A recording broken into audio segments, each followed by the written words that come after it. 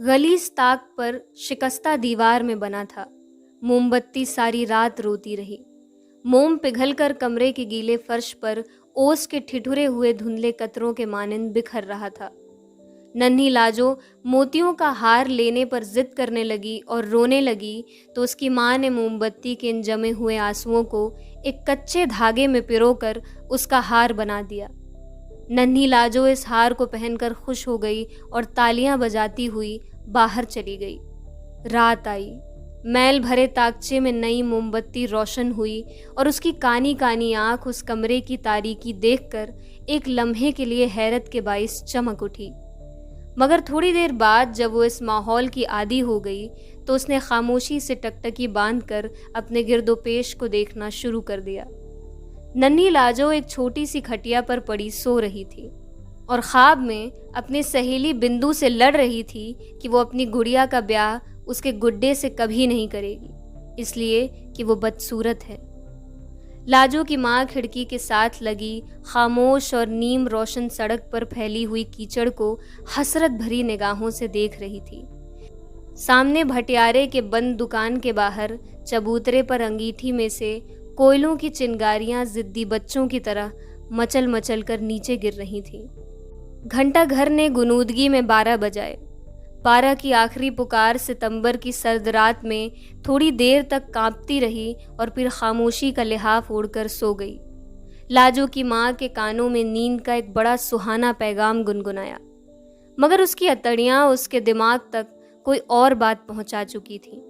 दफतन सर्द हवा के झोंके में घुंघरुओं की मध्यम झंझनाहट उसके कानों तक पहुंची। उसने ये आवाज़ अच्छी तरह सुनने के लिए कानों में अपनी समात की ताकत भरनी शुरू कर दी। घुंघरू रात की खामोशी में मरते हुए आदमी के हलक में अटके हुए सांस की तरह बजना शुरू हो गई। लाजो की माँ इत्मीनान से बैठ गई। घोड़े की थकी हुई हिनहिनाहट ने रात की खामोशी में इर्तियाश पैदा कर दिया और एक तांगा लालटेन के खंबे की बगल में आ खड़ा हुआ। तांगा वाला नीचे उतरा। घोड़े की पीठ पर थपकी देकर उसने खिड़की की तरफ देखा, जिसकी चक उठी हुई थी और तख्त पर एक धुंधला साया भी फैला था। अपने खुरदुरे कंबल को जिस्म के गिर्द अच्छी तरह लपेटकर तांगे वाले ने अपनी जेब में हाथ डाला।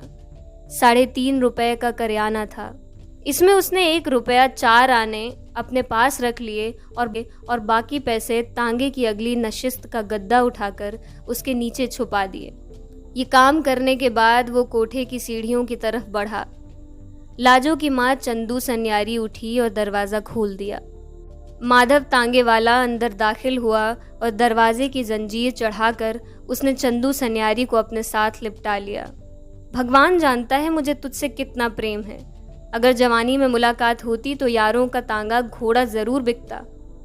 ये कहकर उसने 1 रुपया उसकी हथेली में दबा दिया। चंदू सन्यारी ने पूछा, बस ये ले। और माधव ने चांदी की चवन्नी उसकी दूसरी हथेली पर जमा दी। तेरी जान कसम, बस यही कुछ था मेरे पास। रात की सर्दी में घोड़ा बाजार में खड़ा हिनहिनाता रहा। लालटेन का खंबा वैसे ही ऊँघता रहा। सामने टूटे हुए पलंग पर माधव बेहोश लेटा था। उसकी बगल में चंदू सन्यारी आंखें खोले पड़ी थी और पिघलते हुए मोम के इन कतरों को देख रही थी जो गीली फर्श पर गिरकर छोटे छोटे दानों की सूरत में जमा हो रहे थे। वो यकायक उठी और लाजो की खटिया के पास बैठ गई। नन्ही लाजो के सीने पर मोम के दाने धड़क रहे थे। चंदू सन्यारी की धुंधली आंखों को ऐसा मालूम हुआ कि मोमबत्ती के इन जमे हुए कतरों में उसकी नन्ही लाजो की जवानी के आंसू छुप कर बैठ गए हैं। उसका कांपता हुआ हाथ आगे बढ़ा और लाजो के गले से वो हार जुदा हो गया। पिघले हुए मोम पर से मोमबत्ती का जलता हुआ धागा फिसल कर नीचे फर्श पर गिरा और उसकी आगोश में सो गया। कमरे में खामोशी के अलावा अंधेरा भी छा गया।